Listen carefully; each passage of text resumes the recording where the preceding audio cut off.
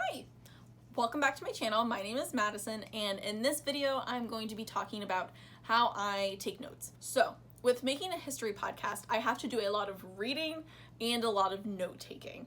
So, the way I take notes is a little different than I think most people would take notes when I'm reading these books. So, a little bit of my note-taking history.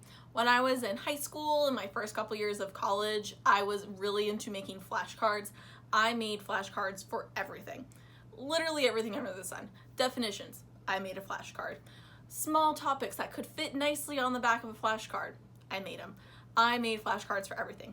I had shoe boxes, multiple shoe boxes full of flashcards. So I noticed when I was using flashcards, I would make however many flashcards I needed to cover every definition in the chapter or unit that we were working on, especially when I was in high school.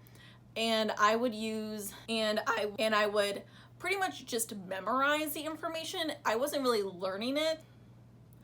And I wasn't really learning the information. I was mostly just devoting it to memory, which is not really the best way to learn. So I would do pretty well on tests, like individual chapter tests, but when it came to midterms or finals, I struggled. I mean, devoting 50 flashcards to memory is a lot easier than devoting 300 to 400 flashcards. I find that flashcards work really well when you are wanting to devote something to memory quickly to do well on a test, but not really if you're wanting to learn something and retain it for a long period of time. Now, when I got to my later years of college and my history classes became a little less about names and dates and specific titles of things and more about themes that ran through certain periods of times, that's when my note-taking had to change a little. I found it hard for myself to figure out what was important. I still struggle with that a little bit, figuring out what is important and what is not important. So making the decision on what needs to be written down versus what is just a small detail that's not going to impact the greater, broader aspects of the information. So with history classes, especially at the college level, the syllabus would usually have 6-ish books that you would need to either buy or rent. And I bought all of my books. I mean, they were all like books like this that are thin, just regular book, kind of more like trade books rather than textbooks. They were affordable. So the books that I had to get, a lot of times I could find them for less than $10 a piece. I know for some people that's still not really feasible to spend your own money on, but I bought every single book. And I know this is a crime on books, but I abuse my books.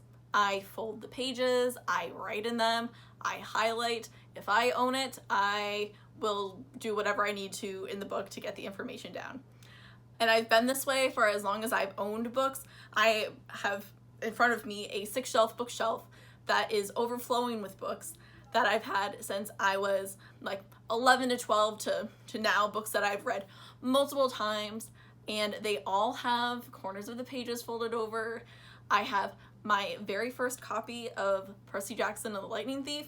The cover has fallen off because of how many times I've read it, how many book bags it's been thrown into. I guess you could say I really love my books, maybe a little bit too aggressive with the spine breaking, but they're still loved nonetheless. And don't worry, the book still has the cover just in front of it. It's not attached, but it's still there.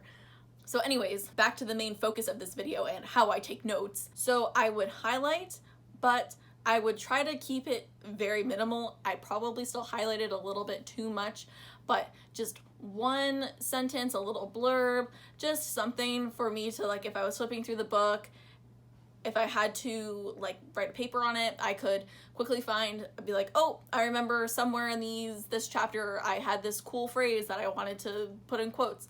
So I did a lot of that.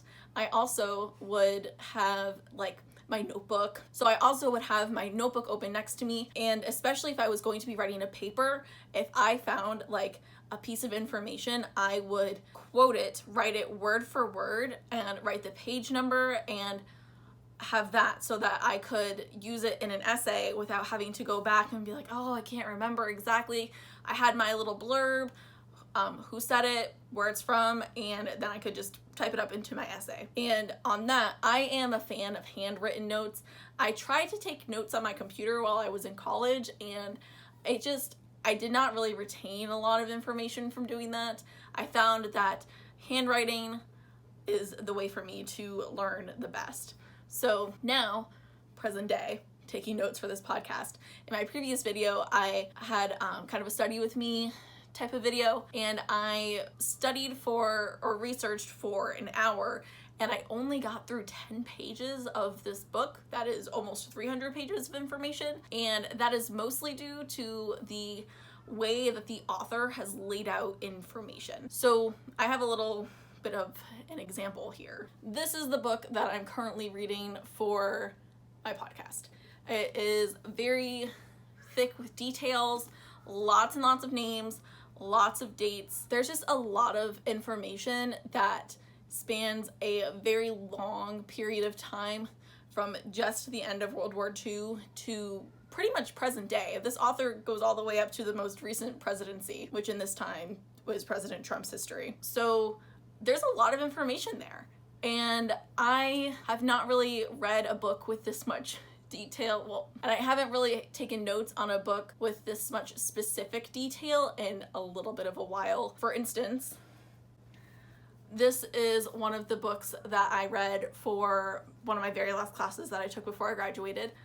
This book deals more with themes than it does specific dates. It's more about personal relationships than specific days, speech names, people, and plan names. It doesn't really have a whole lot of that. It's more about how the founding fathers interacted with each other and how that affected the presidency, and how all of the beginning of the country type things happened. Not really a military plan to say. So with this book, also since I own this one, the one I'm reading is a library book, so I can't really do anything to it. I still hold the pages, but I can't highlight or underline because then I will get a huge fine, and I really don't want to have a huge fine. So with this one, I have used a highlighter in here, and I found that the easiest way to take notes with this type of book. So recently, one of the podcasts I listened to, it's called The History Chicks, one of the hosts, Beckett, she was explaining how she takes notes. So what she does is she'll read a whole chapter, close the book, and then write down all of the things that she remembered. Because if she remembered them, then they were important details. So I've tried to adopt a type of note-taking strategy such as that. So in some books, I'm able to go through the whole chapter, and I'll know in the back of my head what was important throughout the chapter. I'll write down, like, maybe someone got married and that had a huge impact on this part of their life. Just certain life events that are broader and easier to remember, instead of when the PSYOP plan from 1962 was made and what phases were included in the plan. So that's a little easier. Going back to this book, I will usually, when a new person arrives in the scene, I will write down their name and then I will abbreviate it myself. So for instance, there is someone with the last name McNamara in this book, so I have just shortened it to MCN with a period at the end. So I know that whenever I write his name down again, I just write MCN to save myself a little bit of handwriting. Dates, I shorten to as just numbers as much as possible. I also will use like my own type of shorthand for words and phrases that I will use a lot. So for instance, nuclear war, nuclear weapons, I have just been using the initials NW for my own notes to note when I'm talking about that. So that is something that I've done. So with this book, it has like little subsections in the chapters. There'll be like the main chapter, It'll be about 20 pages long. And then there will be clearly separated sections throughout the chapter. So as I'm going through a part of the book and the people are the same and the date is around the same amount of time, so I'll read from the start of the chapter break to the end of the chapter break, and then I will write down all of the information that I thought was important from that, especially in a book where the people change quite often. So that's kind of how I take notes. It's not really the best. I also don't separate my notes in my notebook. I just write continuously. I do not use bullet points, which is probably one of the strangest parts, I think, of my note taking. I mean, if I was looking for notes, I probably would not be able to find them very easily in here. So you're probably asking yourself, why the heck is she not using bullet points or having a basic outline? So when I write these notes, I will sometimes add my own little like blurb of information, or I'll word it in a way that I think will sound nice when I write my script. So when I am writing my notes from my notebook and transcribing them to my computer, I will already have little blurbs of thoughts that I thought were interesting, or just ways to word the information that is more palatable to myself and to possible listeners. So that is just a way that it kind of will help me in the long term instead of the short term. If I did do bullet points, yes, it would be easier for me to find information if I was looking for it. But in the way that I'm going to be using my notes, I find writing them in the continuous way that I have been, it saves me on paper, and I just find that this will make it easier for me to have the information to put into the computer. Alrighty, so that kind of wraps up how I take notes. This wasn't really a very formal going over with how I take notes video. If I took notes in more of a like pragmatic or like structured way, I could see how that would be helpful. But this is just my note-taking opinions and how I do it. So this does not mean that the way that I take notes is the correct way to take notes. It is just the way I do it, and there is probably a way better way for me to take notes that just doesn't work for me. This is what works for me, and I am hoping to maybe evolve it to make it a little bit more efficient. So at this point, while I'm still learning how I like to take notes and it evolves, I will maybe update you at a later time about if anything has changed.